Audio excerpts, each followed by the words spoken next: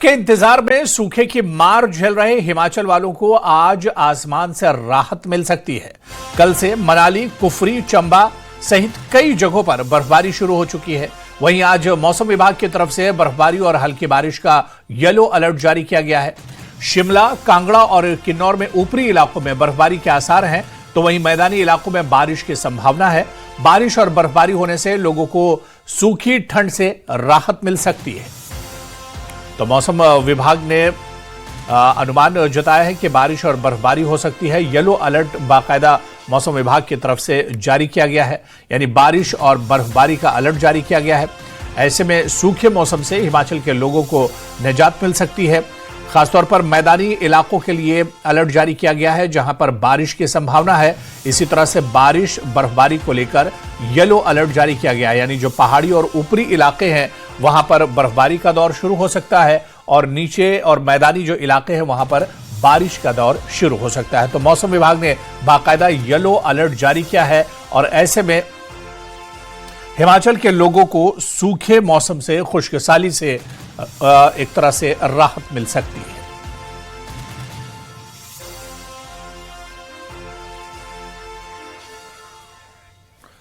और चलिए इसी पर बात करेंगे। हमारे सहयोगी रणबीर सिंह शिमला से और धर्मशाला से विचित्र हमारे सहयोगी हमारे साथ जुड़े हुए हैं।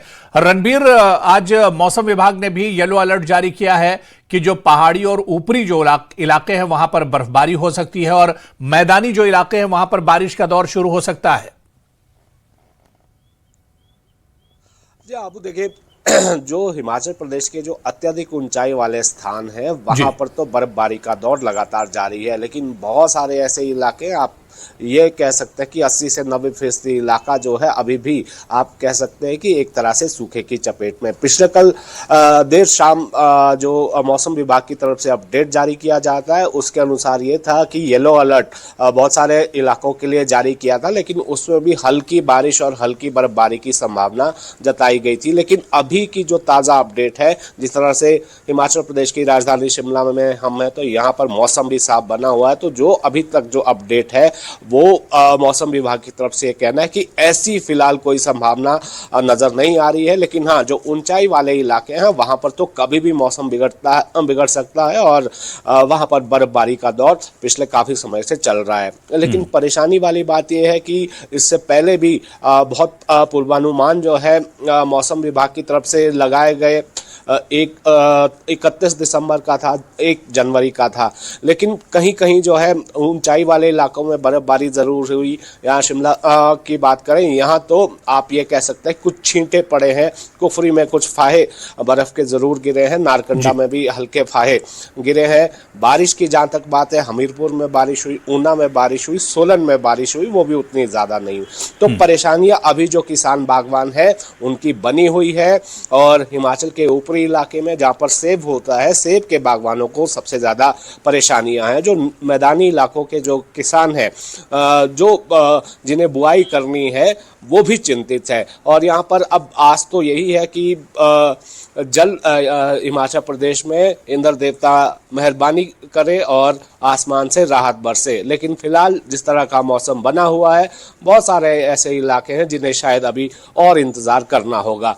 मौसम विभाग की माने तो ठंड यहाँ पर जरूर है, शीतलहर कई इलाकों में चल रही है। यहाँ शिमला की भी बात करें तो तापमान में पिछले कल एक ही दम से काफी गिरावट आ गई थी, कम से कम 5 से 6 डिग्री की गिरावट यहाँ पर देखी गई।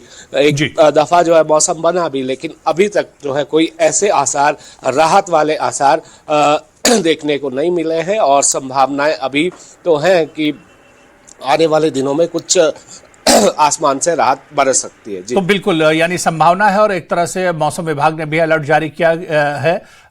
विचित्र, आपके पास आना चाहेंगे कि जिस तरह से मौसम विभाग ने येलो अलर्ट जारी किया है मौसम को लेकर, यानी ऊपरी इलाकों में जिस तरह से रणबीर बता रहे थे कि ऊपरी इलाकों में बर्फबारी हो सकती है और निचले इलाकों में बारिश का दौर शुरू हो सकता है, यानी एक राहत भरी खबर हिमाचल के लोगों के लिए कही जा सकती है।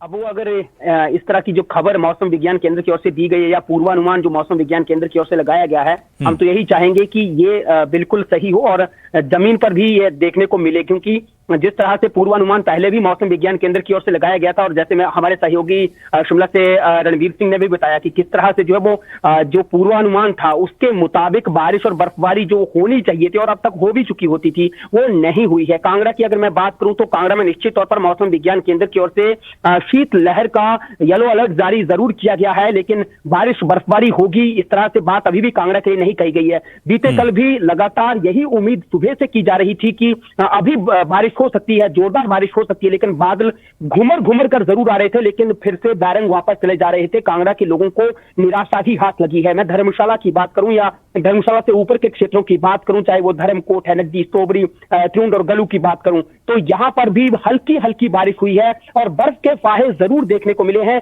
लेकिन वो सिर्फ फाहों तक ही सीमित रहे हैं, जमीन पर बर्फ नहीं नजर आई है। और अगर मैं धौलाधार की बात करूं तो अबू मैं हमारे दर्शकों को बता दें कि एशिया की सबसे बड़ी स्नो कवर पीक इसको माना जाता था, लेकिन पिछले 2 महीनों से 3 महीनों से लगातार ड्राई ये चल रही है। अभी भी पूरी तरह से इसको ड्राई ही कहा जाएगा, क्योंकि जिस तरह से यहाँ पर बर्फ दिख रही है वो बर्फ नहीं कही जाएगी, वो सिर्फ कोहरा है जो कि जम चुका है और थोड़ी सी धूप खिलने के बाद वो फिर से जो है वो पिघल जाएगा और इसका असर निकट भविष्य में बहुत ज्यादा जो है वो देखने को मिलेगा। लेकिन जिस तरह से मौसम विज्ञान केंद्र ने कहा है, आप कह रहे हैं, रणवीर सिंह कह रहे हैं, हमारे सहयोगी की मौसम विज्ञान केंद्र की ओर से जो भविष्यवाणी की गई है, पूर्वानुमान लगाया गया है कि राहत जरूर मिल सकती है। तो उम्मीद सभी को यही है, चाहे वो यहाँ के किसान हो, चाहे बागवान हो, चाहे आम जन हो, चाहे कोई भी हो, सभी यही चाह रहे हैं कि अब हो गया, अब कम से कम जो हो बारिश यहाँ पर होनी चाहिए ताकि वो राहत निश्चित तौर पर मिले। अगर ये राहत अभी नहीं मिलती है तो हमारे किसानों को, हमारे बागवानों को, हमारे जो पेयजल संकट है, बिजली आने वाले समय में देखने को मिलने वाला है। बिल्कुल, जिस तरह से मौसम विभाग ने अलर्ट किया और अनुमान लगाया जा रहा है कि बारिश हो सकती है और बर्फबारी हो सकती है, तो कहीं ना कहीं किसानों और बागवानों के लिए भी अच्छी खबर है और हिमाचल के लोगों के लिए ये एक बड़ी खबर हो सकती है। बहुत बहुत शुक्रिया रणवीर हमारे साथ जुड़ने के लिए।